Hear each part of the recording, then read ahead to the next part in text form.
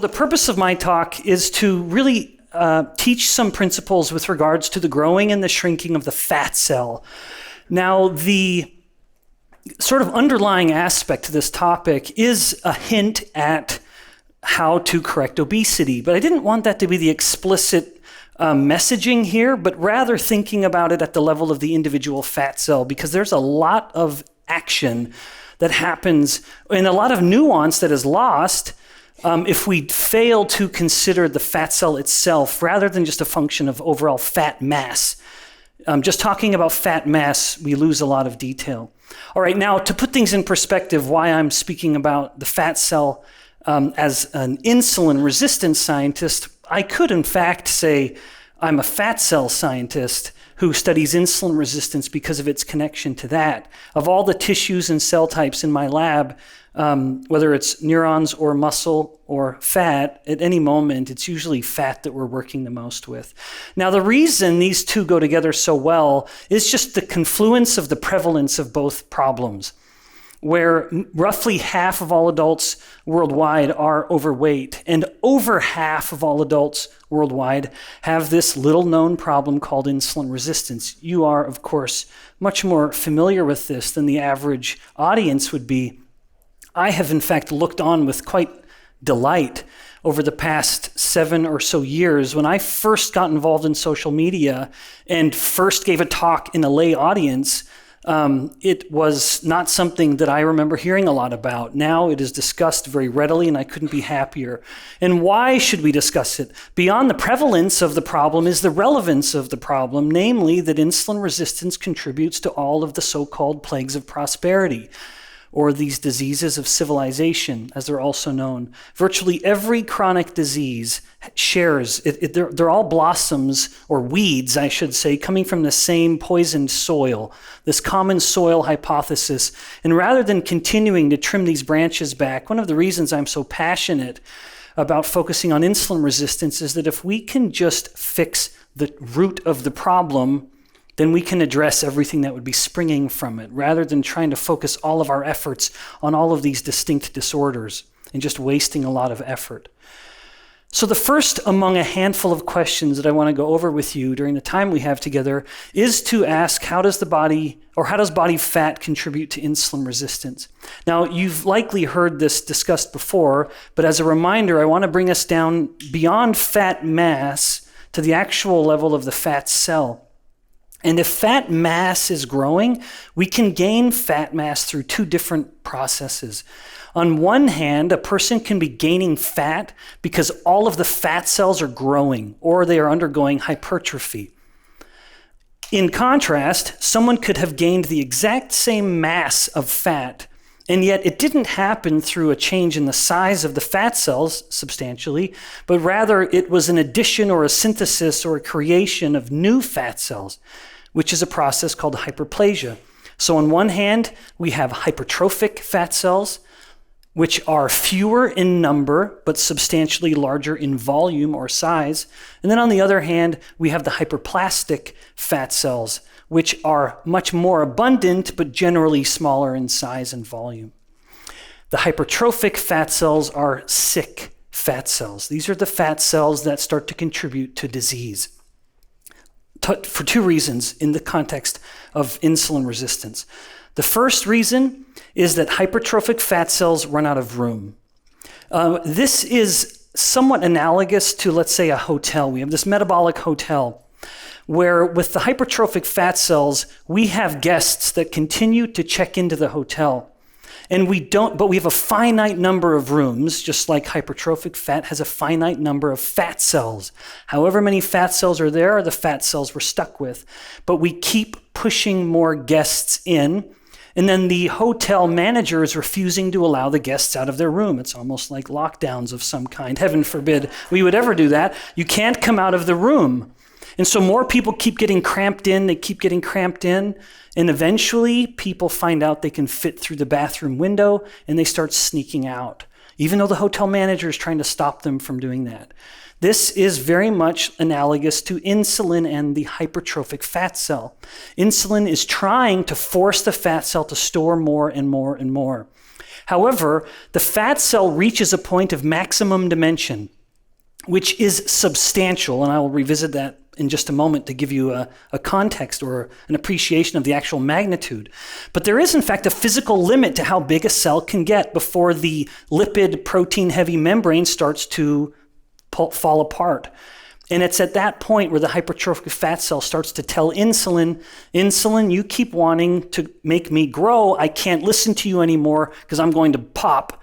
And so I'm going to start leaking out fats, even though you're trying to make me not do that. In other words, insulin is trying to inhibit lipolysis, and the hypertrophic fat cell says, forget you, and activates lipolysis, even though insulin is elevated and trying to tell it not to. Now, unfortunately, as a brief tangent, and I don't have a lot of time for tangents, so keep me on topic, as you elevate free fatty acids and insulin, you're going to just start storing those free fatty acids elsewhere in tissue that is not adipose. That's referred to as an ectopic adipose or fat storage.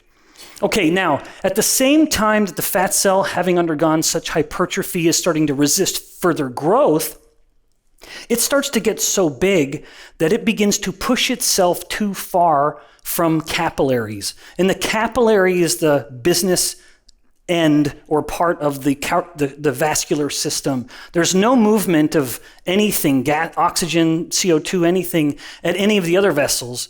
That stuff's not moving through the artery walls, through the vein walls, through the arterioles, through the venules. It's moving at the capillary level. So it's the smallest part of the vessel where we start moving stuff around, this microcirculation.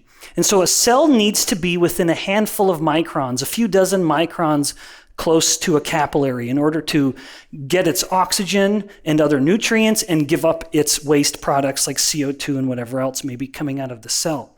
So here are two small fat cells, each within their handful of dozens of microns within the capillary, within that distance.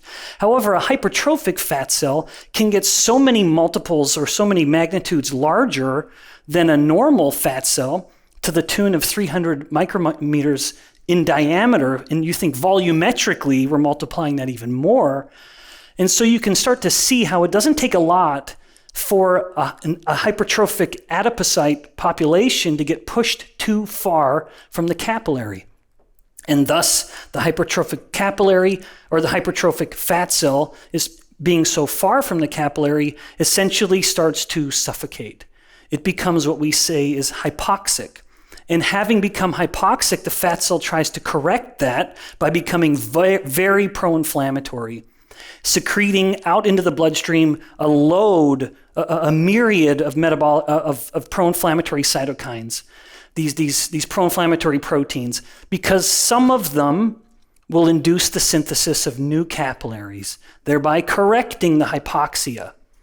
So in conclusion, we ought to feel bad for the hypertrophic fat cell because the two things that it's doing in order to ensure its own survival, namely restricting its growth and becoming too pro-inflammatory to correct blood flow, are two things that end up contributing to disease across the rest of the body. But again, it's the poor fat cell just trying to survive, and the rest of the body ends up being a bit of an innocent bystander who gets caught in the crossfire. Now, this concept of appreciating the growth of the fat cell, independent of a change in fat mass, allows me to introduce something that is conceptually relevant when it comes to understanding fat mass and metabolic disorders, namely the personal fat threshold. I am sure many or most of you, if not all of you, have heard of this concept before. The idea of the personal fat threshold is that within a body, based on that body's ability to make new fat cells or to undergo hyperplasia, they're going to have a set amount of how much fat they can store before it starts to press the hypertrophic fat cells to their limit. So the fat threshold is a general limit. Now I'm showing it as this sort of silly bar, but you're by now very used to my kind of cartoonish presentation style. Hopefully it's not insulting. I don't ever mean to imply you're little kids that I have to do these silly presentations for. Blame it on me teaching 20-year-olds. And at any moment, I'm trying to make sure their attention is on me and not social media. So pardon my style. But anyway, so there's a certain amount of fat, again, based on the threshold being how big can their fat cells get. So if we have a person whose threshold is there, and they have only that much fat, but to say that another way, their fat cells can actually get this big, but they're only this big, they will be insulin sensitive. In contrast, if their size of the fat cells has surpassed the threshold within that particular body, whatever their genetics are, genetics being the propensity to grow new fat cells, then they have overwhelmed that threshold. The fat cells wanted to get this big, and they got that big, and they're pushing them, trying to push them even bigger. Now they have, again, passed the threshold, and they would, no surprise, develop insulin resistance. Now, what if you could take someone who was insulin resistant, they had reached their personal fat threshold, and increase their threshold by making them store more fat? In other words, you take the body, I'm just going to bring that in again, and you actually expand their hyperplasia or their hyperplastic capacity. What do you think is going to happen to their threshold if you've done that? You take someone who has a set number of fat cells, give them some kind of intervention to stimulate the growth of new fat cells. What's going to happen? They're going to become, what happens to the threshold? Does it go up or down? It starts to go up, that's right. So the threshold goes up while they're in fact getting fatter. But to say that all another way, because you have allowed them now to be able to get fatter and store more fat in their fat tissue, the threshold has gone up. And this, in fact, is what happens with a class of anti-diabetic medications called thiazolidine diones, or TZDs. If you're familiar or you've been on the drug, or you know someone who has been on a drug where the suffix is glitazone, that's exactly what that class of drug is doing. It's making the person both paradoxically fatter, yet more insulin sensitive. Indeed, they're becoming more insulin sensitive because you enable them to store more fat through activation of hyperplasia. Okay, I'm taking too long. All right, now just as a case in point, it's a fascinating thing to look across the world and across ethnicities. One of the reasons I did my postdoctoral work in the beautiful, amazing country of Singapore was because of the government's interest in this differential effect of fat gain across various populations. So this study, and as usual, I have the little PubMed ID in the bottom corner on any slide where I'm sharing data or conclusions. They took fat biopsies of Caucasians or European and South Asians. And they looked at the size of the fat cell. And this is what they found. They found that and these were controlled for body fat mass. So they were at the same percent body fat in these people. And they found that looking in the Caucasian study subjects, they had many, many more and much, much smaller fat cells, especially when compared with the fat tissue biopsy from the South Asian population. They had far fewer and far bigger. So looking at these data, let's then give them a threshold. Who would have the higher threshold based on that biopsy? Yeah, the Caucasian population would, because their fat cells are so much smaller, even so much more abundant, but they have the same mass of fat. So if these people are the same fat mass, but differing thresholds because of the size of their fat cells, it's no surprise that on average, the South Asian population, certainly in this study and in general, tends to suffer more with insulin resistance compared to a Caucasian population. And to take this one final step, what would you predict their fasting insulin levels to be, knowing that in insulin resistance, a cardinal feature of it, both cause and consequence, is elevated insulin? The average Caucasian populations tend to have around 9 to 10 microunits per mil, and in the South Asian, it is substantially higher. All right, now let's shift topics. That was all talking about the problem with fat growth and the relevance of the size of the fat cell. Now that I've impressed upon you the importance of the size of the fat cell, and hopefully you're still with me and not nodding off too much, let's now look at the variables and the aspects of shrinking fat cells. Certainly that is relevant in the context of insulin resistance, and then the deeper, more subtle part of this is what makes people lose weight. All right, now there are two aspects to this. If you were looking at growing a fat cell, it is elevated insulin and sufficient energy. To say all of that another way, insulin is the signal telling the fat cell to grow, and then the calories or the energy are the essential fuel to fuel that growth signal. A growth signal on its own is insufficient. There must be energy that as insulin's telling the fat cell to grow, it has to grow on something, and that's where the energy comes in. But similarly, as I'm going to go through in the next few minutes, if you have elevated energy in the absence of an insulin stimulus, the fat cells literally do not know what to do with the energy that they have. And I will impress that point on you more in just a moment. All right, so let's just first focus on the energy aspect or the calorie aspect of this. If we're looking at the growth of a fat cell, there are two fuel sources that the fat cell can use in order to actually add substance to itself. One of them is glucose, and the other one is fats coming from usually in the form of triglycerides.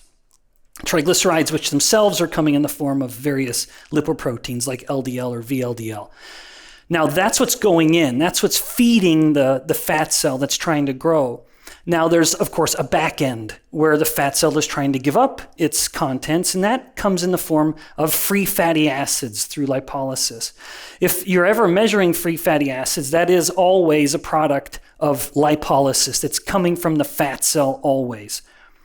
Now, this idea that a fat cell is growing if there's more energy from either glucose or fats coming into the fat cell than there is coming out is largely encapsulated with the caloric theory of obesity.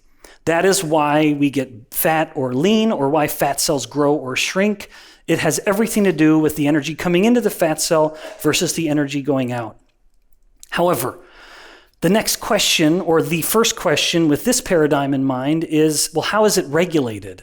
Which of those, how do we know how to balance the influx versus the efflux? Like, for example, exercise. Exercise is a pretty complicated hormetic stress. During exercise, we have some very odd things that happen with regards to energy levels in the blood. All of those, to say these another way, these are energy sources in the blood: glucose, triglycerides, free fatty acids, and we could add to that with lactate and ketones and more. Now, in this case, during exercise, free fatty acids go up substantially. That's not surprising. That's what you would expect. You would expect that the fat cell is going to be giving up its energy, although we take that for granted. How does the fat cell know the muscle is working out?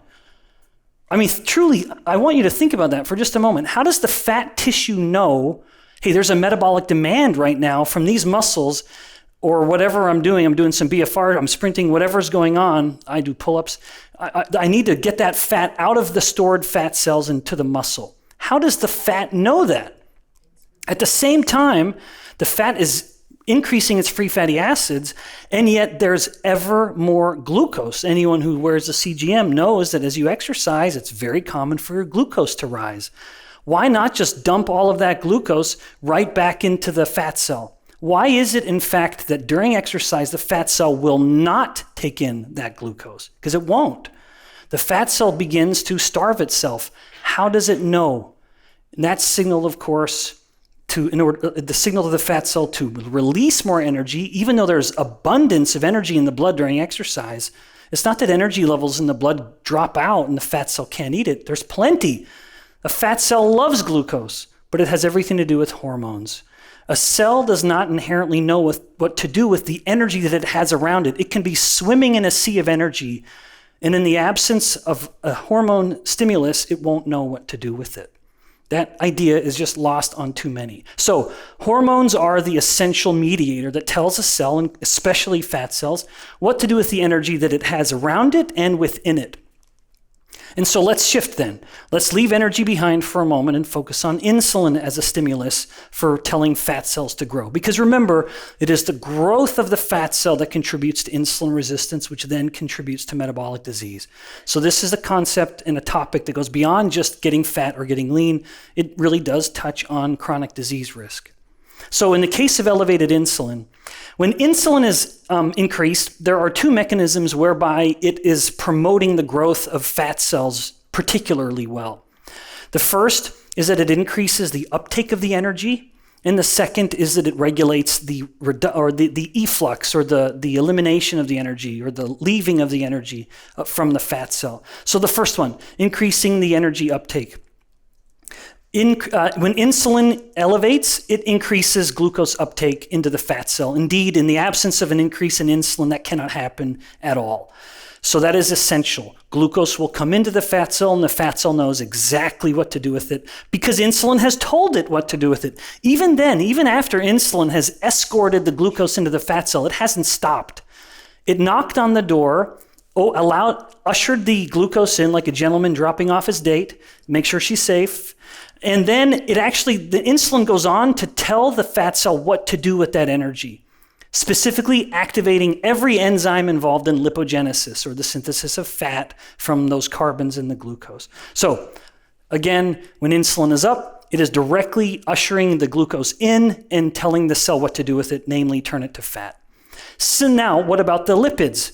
This is where people really start to fall apart because there are some sort of hack scientists, social media people who will say, they'll look at the study from the University of Colorado and they'll say, well, look, lots of different degrees of insulin have no influence on the movement of fat into the fat cell. And that's kind of true. But you must have insulin in order to just make it happen at all. So if there's no insulin, there is some degree still of the ability of the fat to get in, but elevated insulin will increase the expression of lipoprotein lipase. And lipoprotein lipase is an enzyme that basically lives within the capillaries and tells the body where to store fat. Now, there are other hormones that affect lipoprotein lipase, like, for example, sex hormones, which is why little Johnny and little Jane look very similar when they're young, which is why I won't let my little boy have long hair. But as they start to grow up a little more, then all of a sudden, Jane starts to look like her mom, Johnny starts to look like her dad. The difference in where the sexes store fat, although not how much fat they store necessarily, but the location of it is affected by the sex hormones, which in fact is through the expression of lipoprotein lipase. So insulin is essential for expressing lipoprotein lipase in adipose tissue, but it doesn't take a lot in order to do it. Now, the second part of this is insulin reducing the output of the energy, in other words, the free fatty acids. And I've already touched on this and you know it, but insulin, of course, powerfully inhibits lipolysis. So if you spike in insulin into someone's bloodstream or they eat an insulin spiking meal, no surprise, free fatty acids will plummet. Give them a few hours while they enter the fasting phase. And a fasting phase, in my mind, is defined by reduced insulin. If insulin isn't down, they're not really in a fasted state. And now the free fatty acids will start to go up. Dr. Cahill, from many decades ago, a famous fasting scientist, just referred to insulin as the hormone of the fed state. If insulin is elevated, that is not a fasted state. By his definition, and it's one that I generally embrace. In all of its kind of complexity, and hopefully I've not made it too complex, if I have, I'm failing, then this really represents the endocrine theory of obesity, or the endocrine theory of why fat cells get big. Namely, again, that if insulin is elevated, it is blocking the output and it is increasing the energy intake, thereby facilitating the growth of the fat cell. Now, some ideas to support the endocrine theory. And I realize maybe I'm creating a bit of a false argument in my favor, but these are real findings. Back in my lab right now at BYU, I have students who are growing fat cells in little petri dishes, just like I'm animating here. And those fat cells, day after day, stay very, very small. In fact, they look very, very similar to little muscle cells. You can't really distinguish them with just the naked eye. Well, naked eye, you can't see anything. Through the enhanced naked eye, looking through a light microscope, they look like any other little cell you're just growing on a dish, even though they are swimming in a sea of fats and glucose. There is an abundance of energy, just plenty of calories just surrounding these fat cells. Well, why don't they get big? Because there's no insulin in the culture medium. Then the moment we start spiking in insulin, now they know what to do, and the fat cells start to grow. They need that signal to promote their growth. This is an absolute fact of physiology or cell biology, that fat cells cannot grow unless insulin is elevated. It is totally, utterly, and forever impossible. Completely. Now, what if we lower insulin in a model, in an organism, but keep energy high? So we're starting to flip around some of these, one of these dynamically. So low insulin, elevated energy. Now we have this guy who has big fat cells, which is why I've animated a little belly on him. How can fat cells shrink if energy is elevated? Because after all, don't we have to account? It's laws of thermodynamics, Ben. Don't you know thermodynamics? You who has a Ph.D. in bioenergetics, which is the study of energy in organisms, I think I'm familiar with thermodynamics. And so what happens to the energy? In fact, I believe those laws are in fact true. What happens to them? Yeah, so let's talk about it. So the body deals with it. The first thing is, if energy is in abundance, but insulin is reduced, the first thing is, with low insulin comes an elevation in metabolic rate or energy expenditure. And at the same time, the person begins burning fat so much with low insulin, they literally can't stop. That the liver, if you will, it needs this much energy at any moment in order to get all of its work done. And usually, the amount of energy that a cell is burning, or the amount of nutrients or calories that it's burning, is coupled to how much work it needs done. And indeed, it's usually work-driven. It's the cell saying, I need this much ATP, or I need this much work. Burn that much energy to give me that much work. But in this case, when insulin is low, the liver has met its energetic demand, but it can't stop burning fat. So we have this kind of release valve, which is the synthesis of ketones. And now the body, as I've shown it here, can literally dump those ketones into the atmosphere. And I'm sure you know this, but ketones have a caloric value. Ketones have a caloric value that is roughly similar to glucose. So every breath they're blowing and you smell the acetone, or every time they're peeing on an acetone strip, those are molecules that had a caloric value within the body that, according to the thermodynamic purists, could only be burned through exercise or it had to be stored. Well, we've introduced this new concept, which is wasting. It's not new, but it's this new idea to people who are very naive and ignorant. So let's talk then about a human model. There's evidence in a human insulin knockout. Have you ever heard of this? There are people where we have genetically knocked out their ability to produce insulin. You thought we could only do that in mice, but we can also do it in something called type 1 diabetes. So this whole area of research for me started when a number of years ago I stumbled on a work, and there's the title of it. You can buy the book. It is fascinating. Once upon a time research, like in the early 1900s, it wasn't published as individual peer-reviewed manuscripts. It would actually be an enormous amount of data put into a little booklet of sorts. And that's indeed what this is, a study of metabolism in severe diabetes, with two absolute legends in their respective fields. Elliot P. Joslin, whose contributions to endocrinology still are obvious to this day with the Joslin Diabetes Center, and Francis G. Benedict, who was the godfather of our understanding of metabolic rate. Some of you, depending on your undergraduate courses, might have learned about the Benedict equation, and that's the guy. They came together, these two powerhouses in their respective fields, put their intellect together and found that people with what we would call type 1 diabetes had a metabolic rate that was about 20% too high. They were burning too hot. They were just wasting energy that they shouldn't have been wasting at a level they shouldn't have been based on their body size. In the mid-'80s, a different group in the U.S. than in the Minnesota area, actually the other guys were in the U.S. too. So in the kind of middle America here, they did this study looking at, once again, the metabolic rate in people with freshly diagnosed type 1 diabetes, finding again that their metabolic rate was about 20% too high. And then once they put them on insulin therapy, they found that metabolic rate immediately went down to normal. In fact, to the minute, and I've just recreated so that I can maintain my particular aesthetic. You guys know me well enough by now. I like everything to look a particular way. I like my talks to be as precise as my haircut. And I actually spend more time doing my hair now than I did when I had all my beautiful red hair. It's really one of the tragedies of just trying to mimic Bruce Willis. So here, by the minute, they found that from the moment they injected insulin, metabolic rates started to drop, minute over minute. And remember, this is the kind of thing that happens anytime insulin is elevated, and we've seen this particularly in the work of Dr. David Ludwig at Harvard. It doesn't have to just be type 1 diabetes. Indeed, the same thing happens in people with type 2 diabetes who are put on insulin therapy. Their metabolic rate will slow down. Now, this fact becomes a tragic phenomenon as it is leveraged in newly diagnosed type 1 diabetics who don't like the fact that their insulin shots are making them fat in their mind. And so they begin to deliberately underdose their insulin. Imagine the temptation if you're a young teenager, you eat everything you want, unregulated energy consumption, thousands of calories, and you're as skinny as you want. Of course, you feel miserable.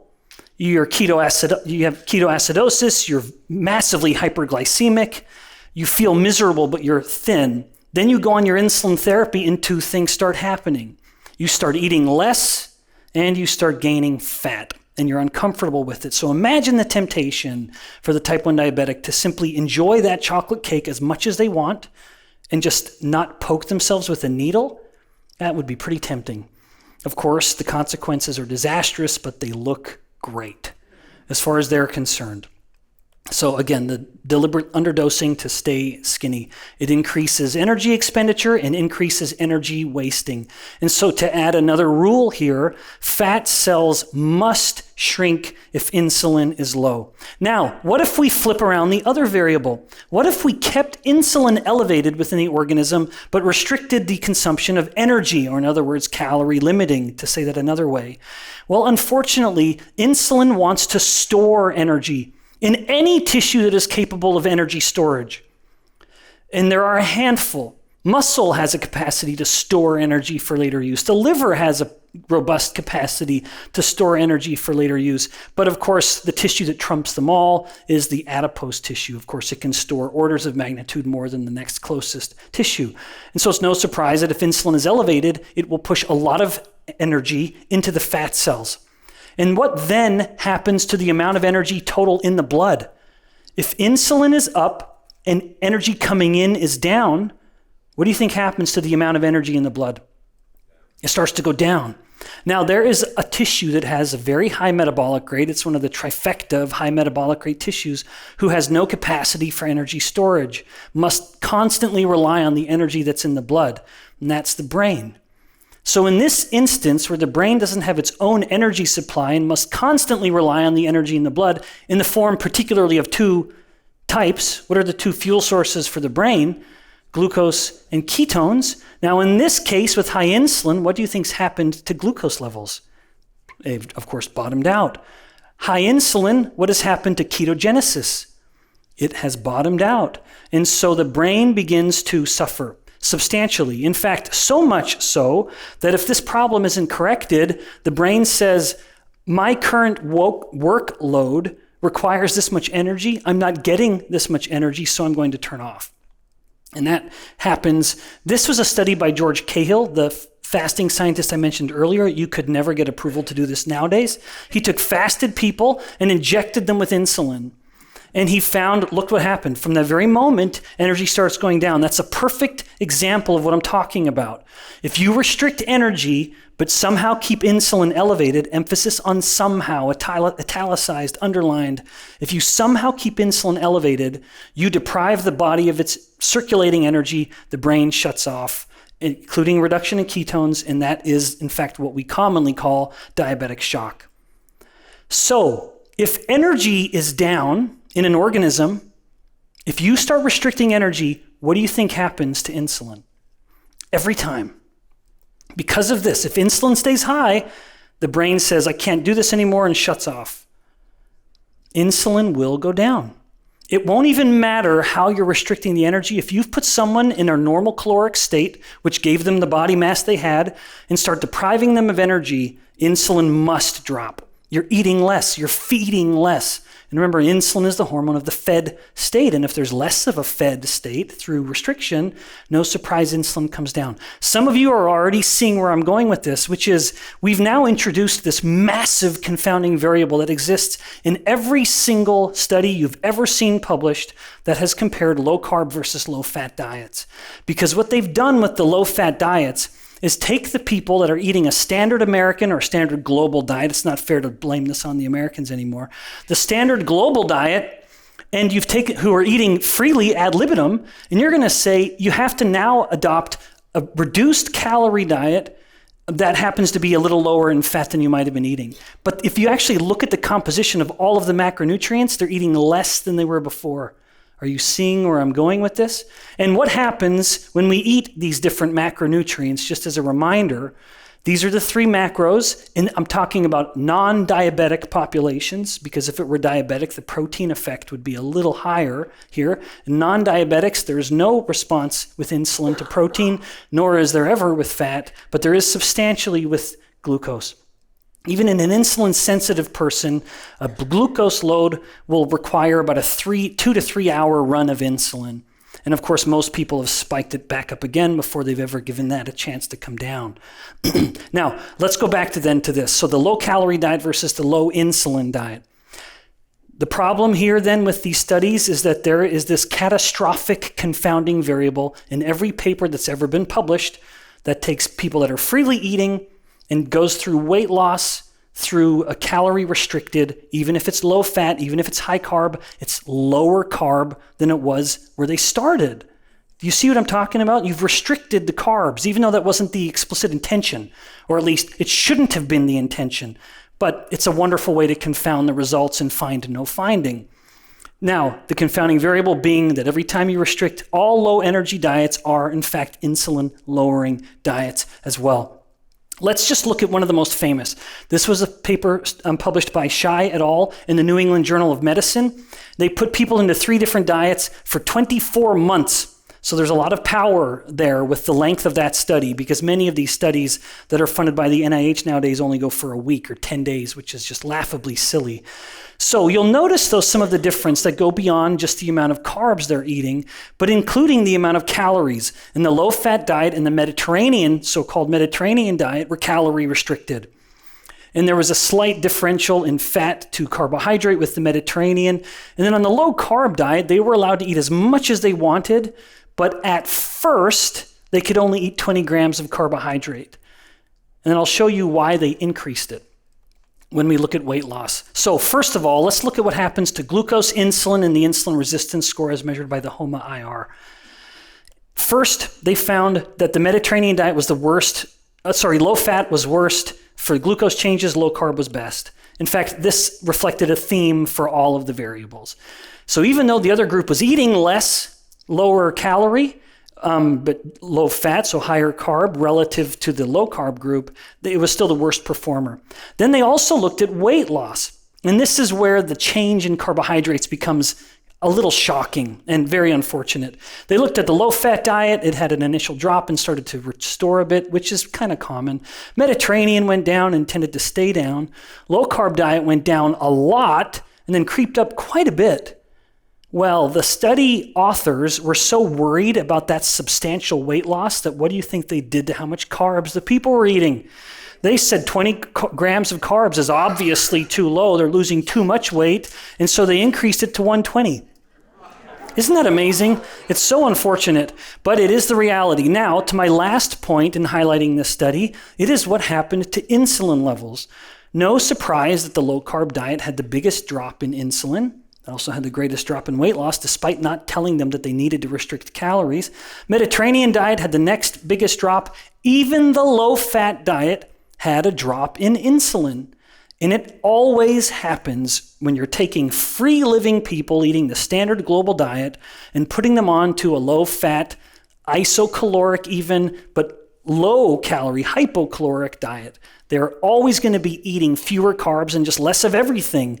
And it's no surprise that insulin always comes down. So you cannot, in fact, test the difference between the endocrine and the caloric theories of weight loss or fat cell shrinking. All right, so what can we do about this then? If we're looking at this as scientists and saying, I have a question and I need to answer that question. As scientists, we are seekers of truth, after all. How can we do this and really understand? We need to forget the hypocaloric part of it and flip it entirely and go hypercaloric. Basically, what every study from now on needs to do if it wants to address the low carb or the endocrine versus caloric theories of obesity is actually see what it takes to make them obese. And there have been overfeeding studies, but to my knowledge, there has never been a paper published that has tried to make people gain weight with hypercaloric diets differing entirely and only in the composition of fats to carbohydrate. No large-scale study has ever been done that has done this, that I'm aware of and I've looked. If you find the exception or you find one that's done it, I welcome you sharing it with me. So do a hypercaloric, try to make them get big. Now we can actually start to test the differential effects of these two diets if there is one. Now I say that there's no large-scale study that has been done. There was in fact a case study done. Eric, are you still here? Eric Westman and Sam Feltham put this N of 1 together. So I found this one, Eric, but it wasn't easy because it was sort of lost in the woods of the NIH. It's not easy to find this, but it was one study published that darling Sam Feltham in the UK did to himself, meticulously tracking it to the point that they were able to get it published. So they obviously met some level, some threshold of quality. But he ended up putting himself on 3 diets. And I'm not going to show you the one because it kind of falls in the middle. But it was low fat and low carb, clamped at a hypercaloric state, 5,800 calories.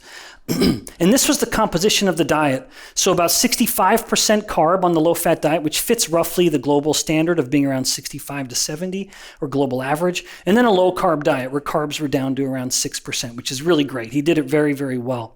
And then looking at the outcomes, he primarily relied on body weight changes, which isn't perfect, but also waist circumference, which does give us some necessary context to the weight changes. On the body weight change, with regards to the low-fat diet, he gained a whopping 7 kilograms of fat during his couple weeks on that part of the diet. It was very, very fast. On a low-carb diet, he only gained about 1.5 kilos, not quite. So still, meaningful weight gain, but pales in comparison to the other part of it. And then he looked at waist circumference, and waist circumference expanded by 9 centimeters, which is pretty good for a couple weeks. That's pretty big. He's starting to show. And then with the low-carb diet, it went down. And he had to wash out, getting himself back to baseline in every instance. Just so you know, it was very, very thorough, very well done. Anyway, he got smaller at the waist, which we can all agree matters pretty significantly. So my final thought, Doug, keeping it within the time limit, how big are your fat cells? If you leave this talk with some appreciation of the size of the fat cell mattering at least as much as the mass of the fat on your body, what can you do? There is, in fact, a test that you can do that is a good surrogate. It's not too hard to get these measurements done, but if you can get your fasting insulin in microunits per mil, multiply that by your fasting free fatty acids, which is not commonly measured, even less common than insulin, which is going to come in the units of millimoles, multiply them together. If you're a fella, because men and women are in fact different, if you are male, you would want that number to be lower than 5. If you get an adipose insulin resistance score less than 5, that's a very good sign that your fat cells are small and insulin sensitive.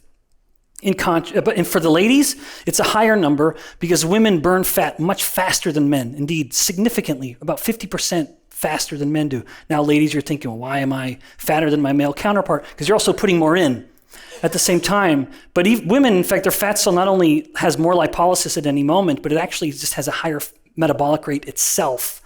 So anyway, a unique difference here, but at any moment, a woman will have higher free fatty acids than her male counterpart because she's just burning fat more. And so we account for that by having a higher threshold. So in fellas, you want to be 5 and lower. In ladies, you want to be 8 and lower if you're able to get those 2 metrics. And that just represents the beautiful biochemical balance of the fat cell. If insulin is up, it should be inhibiting lipolysis, and thus free fatty acids should be down. If insulin is down, then there's no inhibition of lipolysis, and free fatty acids should be up.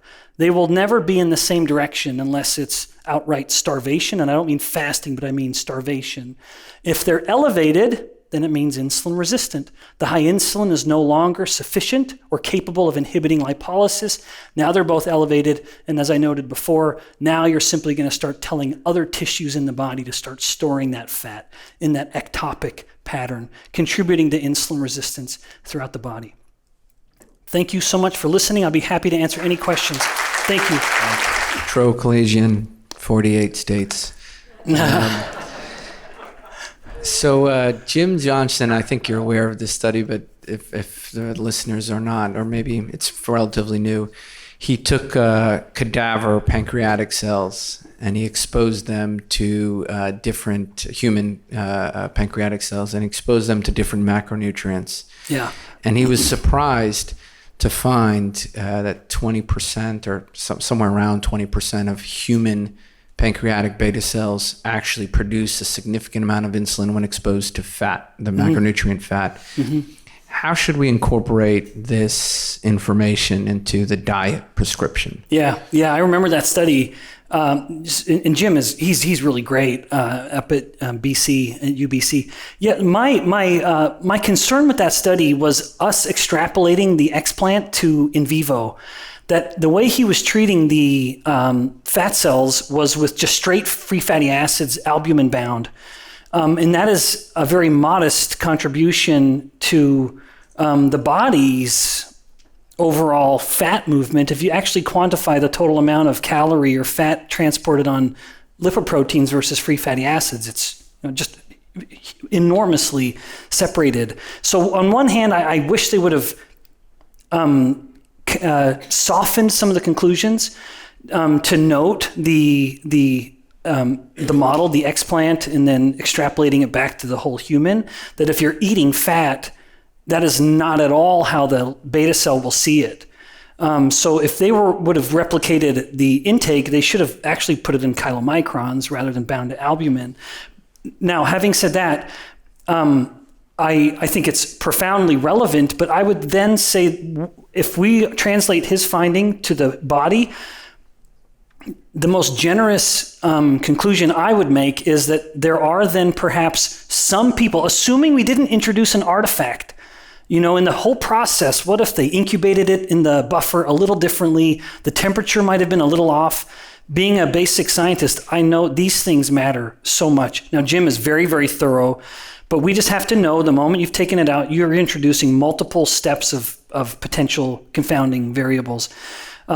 So if assuming there are none, and this is a real physiological phenomenon, I would say, like I said before, the only free fatty acids in the body, in the blood, in the plasma, are coming from the fat cell.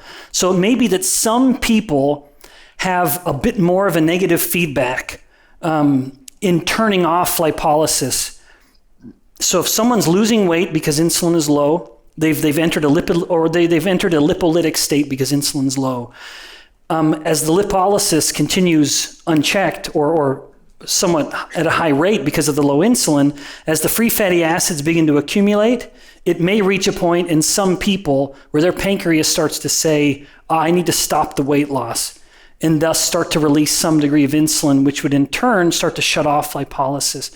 But for all I know, Tro, and I don't remember the details of the study, it wouldn't surprise me if that's a phenomenon that actually happens more in really lean people rather than people who are obese. And I don't remember how they controlled for the population when they were getting the pancreas out. But in that case, I would suggest that there's probably in vivo other variables like leptin levels or adiponectin, other fat cell signals that are going to try to keep fat burning in check.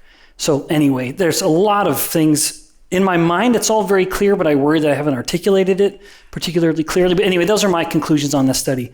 The reason why I ask, and I'm mindful of all the other questions, sometimes we've seen in our most severely insulin resistant slightly more benefit with glycemia to fasting versus low carb dieting, and I wondered if those were related. Yeah, I don't know, Tro. I really want to be careful taking his results too far, just because it's just too many steps from the human. But I certainly am an advocate of fasting. I mean, minute for minute, nothing will lower insulin as fast as fasting will. It is just so antithetical to fasting insulin is, so it must drop rapidly. I would wonder more about the fatty acid induced effect rather the protein effect, because we do know that. I've never seen data in humans where fat consumption results in an insulin bolus, but there are data in humans where protein does. And so it might be that these people who are more diabetic, who are constantly struggling with their glucagon levels, that's what we're about to publish. A study that Levels funded, we found that people who adopt a low-carb diet and paradoxically either don't see a drop in glucose or see it go up tend to be those people who, when given isolated macros, no one in any study had any elevation in fat, in insulin in response to the fat, but some did with protein. So I would speculate that it's maybe more of a protein response, but anything else? Thank you for putting such an important and complex subject to where dumb people like me can understand it so clearly. So I'm sure a lot of people feel like me then. Quick question. I'm repackaging it. I already asked a question, but I want to know your opinion. How do you explain the bodybuilder diet? High carb, very low fat, building mass, muscle mass like crazy. Yeah. Believe me, it was hard when I tried to do the same. Yeah, I know it's obvious. Yeah. I don't know. I would say in the absence of some substantial evidence that I can rely on, I can just speculate and say you can get away with a lot when you work out that much and you just have sufficient calories to fuel the growth. Because if you have high insulin because of substantial carb consumption, you're going to fuel growth. But it depends on where the growth is going to happen. And if there is an abundant stimulus of the need for more muscle protein synthesis, then it's no surprise that you're going to stimulate more growth there. But I am speculating a little. So but it's I would basically say the output. If you're working out that much and you're fueling that much hypertrophy of the muscles, because that is primarily how muscles grow. You know that word now if you didn't, hypertrophy versus hyperplasia. But yeah, they can basically put any energy system in that body, and the stimulus is so substantial that it will pull it all to the muscle. That's not a scientific answer, and I'm speculating. Any report, any study that you know of? No, not with bodybuilders. Thank you. I'll do one on myself.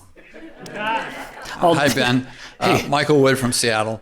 I was wondering if you could comment on the relation, and if there's any connection between David Ludwig's study that he did on the two groups where they were both subcaloric from their metabolic rate. I think they were like 1,500 calories each, and half were high carb, half were low carb. And after however many weeks, they found that the high carb subcaloric folks, their basal metabolic rate dropped by, I think, 400 kilocalories a day, and the low carb folks stayed the same. Yeah. Tell me if and how that relates. No, in fact, everything you just said, you could answer it if maybe I had presented this a little better. So if even if they're hypocaloric, because one group is higher carb, it's no surprise that there was, in fact, a subtle difference in the insulin levels between these groups. Even though they both came down, one insulin group had a greater drop, one group had a greater drop in the insulin, namely the lower carb group. And so insofar, if we can look at insulin and say beyond all of its cell-specific effects, all of the individual specific effects at each cell will manifest in a global change in metabolic rate or energy expenditure. David's work showed very, very well that if you reduce insulin, you actually maintain a higher total energy availability in the plasma. So not only are they not hungry as quickly as the other group, but their metabolic rate is higher. So what you just said fits perfectly with the studies and the details that I've presented, which, to say what I just said in a different way, if you increase the insulin, you reduce the total energy availability in the blood. The brain will sense that reduction in energy and stimulate hunger. It'll say, we need to eat because I need to make sure the energy is coming in. And it will depress the metabolic rate to not waste any energy. So with high insulin, the body goes very miserly metabolically. With low insulin, the body gets very frivolous metabolically. Thank you. It just starts burning energy because it literally can't hold on to it. Awesome. I've got chronic inflammation. An inverted question for you. Is there any evidence that you understand in the pathways where immunologically driven inflammation would lead to an elevation in insulin? Oh, yeah. Oh, yes. Yeah. In fact, my whole postdoc work was actually detailing the specific biochemical pathway whereby an inflammatory stimulus causes insulin resistance. I could, in fact, go step by step.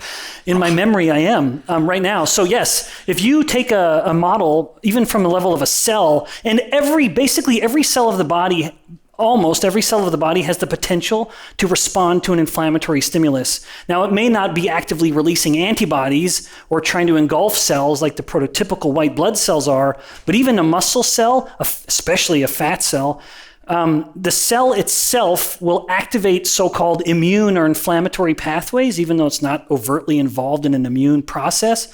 But if you stimulate it, it will act with an immune activator, like C-reactive protein will do this. If you took muscle cells or fat cells or any cell, spike some C-reactive protein into that culture, waited a few hours, put in a little bit of insulin, harvested them 10 minutes later, and measured the insulin signal, you would say it is you would see absolutely, I've done the work, it is significantly reduced compared to the moment before I put the CRP, or compared to cells where I did a vehicle treatment, where it was everything but the CRP. Sorry, anything you could add to the body to lower inflammation generally then? Oh, that would help. Yeah, I don't know. I'm sure there are supplements that are kind of good for that. But I'm just not sure. That puts me to the limit of what I know. Eric Westman, Durham, North Carolina. Hey, buddy. Thanks, Ben. So I'm really impressed with your internet Medline, PubMed searching skills to find. I'm a seeker of truth. Or your students. Oh, no, it's me. My students are wonderful. Sam pretty much nailed in his N-of-1 study. In fact, I think we just need to replicate it. Well, I'm a little disappointed, Ben. I thought by now you'd have had some of your students refute it. So they're strong. So I can't get my students to eat high carb. The moment they meet Dr. Bikman, they all say, I want to look like Bikman. Well, and so they all... the reason Sam won't do the study again is that he felt so bad on the high carb diets. When you read the detail of what he did. Anyway, thanks for finding the current opinion in endocrinology and diabetes report. It was an obscure one, but it was a great little study. Now I know how to get your attention. I publish a paper, put a little note in there, and I'll get my Orphan Annie decoder ring from the Christmas Story, There'll be a hidden message from Eric Westman to Ben Bikman in the paper. We had an amazing session with type 1 diabetes here at this meeting, and I met parents of children with type 1 who are just kind of wondering why the mainstream medical organizations say their children must eat carbohydrates. And so have you done much with type 1, the insulin deficiency? Or could you model what happens if you gave a whole lot of carbs like they're being told to have and compare that to an animal model or in vitro model where you're not giving so many carbs? I mean, the clinical experience with type 1s is that they can control their blood sugars, not have hypos. I mean, it's like night and day. I know. I know, Have you looked at this? Yeah, I have. Certainly I have, with enormous interest, even though I'm not necessarily a type 1 diabetes scientist per se, just because my work so much focuses on the fat cell, and type 1 diabetes is not a consequence of any changes in fat cells. I'm afraid that everything I will say in the next minute will be somewhat familiar, but perhaps I can articulate it in my own unique way. Whether that's more helpful or harmful, you can decide. With type 1 diabetes, it is interesting to note the history of it, which you're all familiar with, which was prior to the utilization of insulin as a therapy, which is life-saving. The intervention had, in fact, been low carb to prevent them feeling miserable. And we would know now, just because of these wild changes in glycemia, I can only assume either a motive born from total ignorance, which is that the endocrinologist or the physician is simply restating what they were taught, or worse, born from malice or a desire that is an indifference to the patient's well-being and entirely motivated by money. Now, for the record, I am a rabid capitalist. I love the free market. I think it's brilliant. However, in this instance, it kind of goes unchecked. But even in capitalism, like every good society, needs a good moral foundation. In the absence of it, we get this sort of behavior where I look at that and think, the current advice we're giving diabetics that are put on insulin, like type 1s, and very tragic in the instances of type 2, it is a wonderful way, that dietary advice is a wonderful way to just sell a hell of a lot of insulin. And so it keeps the insulin sales going. At the same time, it puts that child and those parents or the adult who has type 1 diabetes in a constant state of anxiety. And I'm I don't know what that feels like. I've just seen it, where they never know how high they're going to go or how low they're going to go.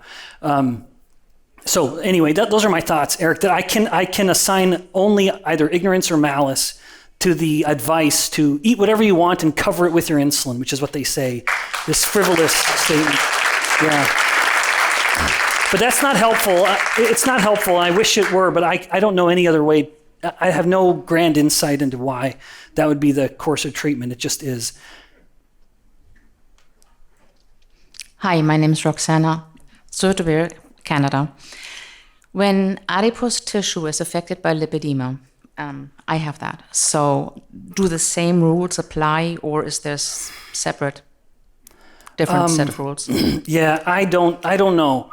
There, as you know, Roxana, there's so little published on lipedema that I don't know too much about how that would respond. From what the limited amount I think I have seen, as I'm trying to think of studies on that topic and trying to recall them, those fat cells still respond to the same stimuli that adipocytes do elsewhere in the body, whether it's the fat cells that are the subcutaneous but separated by lymph or other connective tissue, like with lipedema, or whether it's fat cells that are subcutaneous without that separation, or visceral, which I don't think ever has those separations.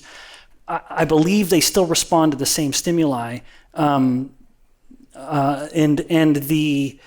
the failure to resolve it completely perhaps goes beyond the fat cell and more to the connective tissue or the surrounding tissue that's not adipose specific. All right, thanks. Yeah, how's that? Is that an eloquent non-answer? I have a future in politics, Yes, don't thanks. I? Yeah. Karen Miller, Omaha, Nebraska. Can you talk about the changes that occur in fat metabolism related to menopause? Oh, yeah. Yeah, gladly. So menopause is, once again, something I know nothing about. And of course, one time I was chastised for talking about this because I'm not a woman.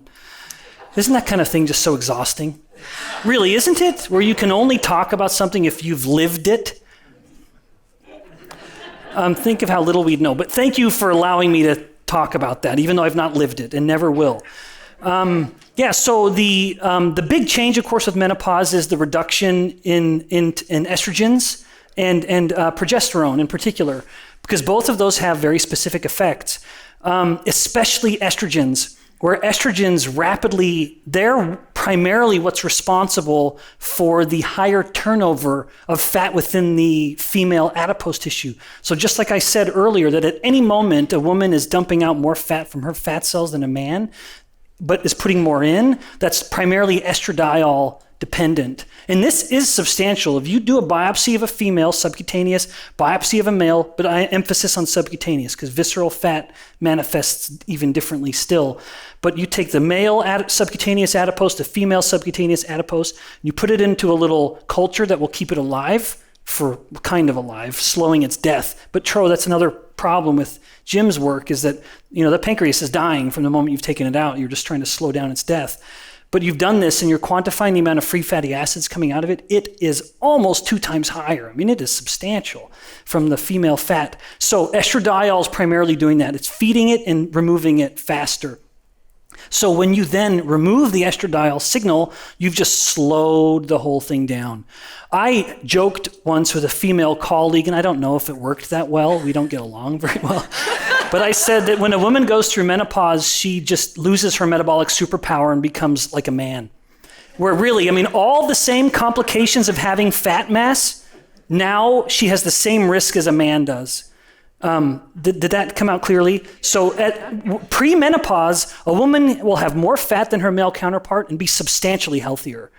Post-menopause, now she's generally subject to all the ills that her male counterpart has been living with for 40 years or 50 years. In fact, just as a brief little point, every university on the planet has a women's health class. None have men's health specifically that I'm aware of. But guess what class I'm starting next fall at BYU? Yeah, I know it's a tangent though, and I don't want to ignore the question. I just see these young men at college who are just dumped on socially. You boys are the ill, it's all evil, these evil men. They are socially isolated, It's a fourfold thing: become physically strong, become emotionally resilient, socially capable, and spiritually committed. Wish me luck, but I feel very strongly about it. Anyway, sorry, last part of that. I'm sorry, I did have a little more. I don't want to, I know you're thinking typical man, he just has to talk about men. No, I promise. So even beyond the loss of the estrogens in particular, then you actually combine at that, to make it a little more tragic, around that same time, a few years after menopause, in the scale of about a decade, now you get to the point where you actually start to lose fat cell number.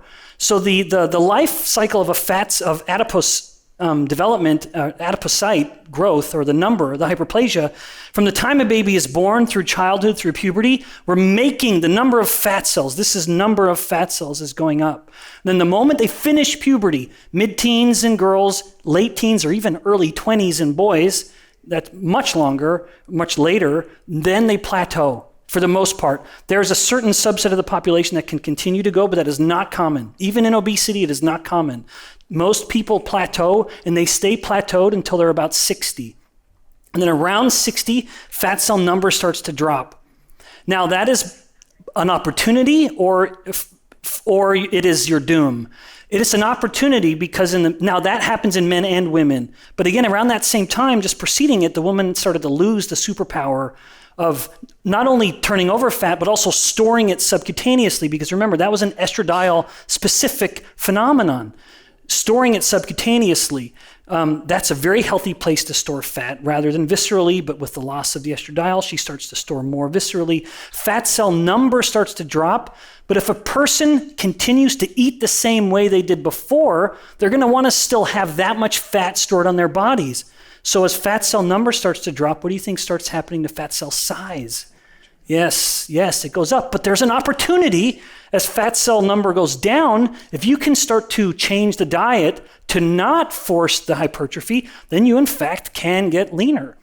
You just want to try to do that without starving your lean mass, which is not easy to do. So it's certainly an encouragement to not just adopt a hypocaloric diet, because if you start to restrict calories too much, then lean mass will start to be cut as well. Anyway, so that last little tidbit now leaves you even more depressed than when you went to the microphone. Right. Because the problem's even worse than you thought.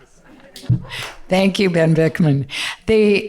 In the population that is in your school area, that's one of the populations of seeing large, massive bodies. And the genealogical aspect of that, could you address that? Because there seems to be a number of genealogical 23andMe issues that, could you research those? Are you saying that if someone were to know their ethnic breakdown, like if I look at my phone right now and I see I'm 25% Jewish, I'm 60% Scotch-Irish, I'm 10% Danish, I'm about as Native American as Elizabeth Warren, a little African, North Africa. I know it all. It's awesome. It's fascinating. Could someone then extrapolate that and find a greater tendency to be fatter or not? I'm sure someone could. That would be kind of a big data type problem, which is not my area of expertise. Mm-hmm. But there are, I like to joke, and it is a joke, so please take it as it's intended.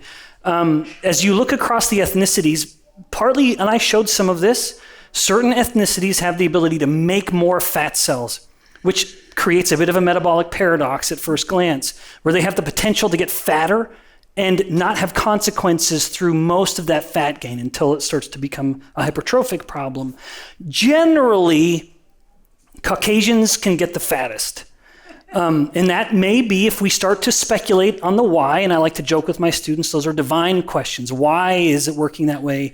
Then we're trying to get insight into the grand designs of the universe. But it could be that the fairer the complexion, the more that is a population that would have thrived on the poles of the country, where there would, of the planet rather, at the ends of the planet, where there would be relatively little sunlight. Well, it does not take a lot of sunlight for me to make a lot of vitamin D. But the closer you get to the equator, and so at the same time, it's very cold, and it'd be beneficial for me to have more subcutaneous fat, specifically subcutaneous, because that's going to keep me warm as a literal insulation.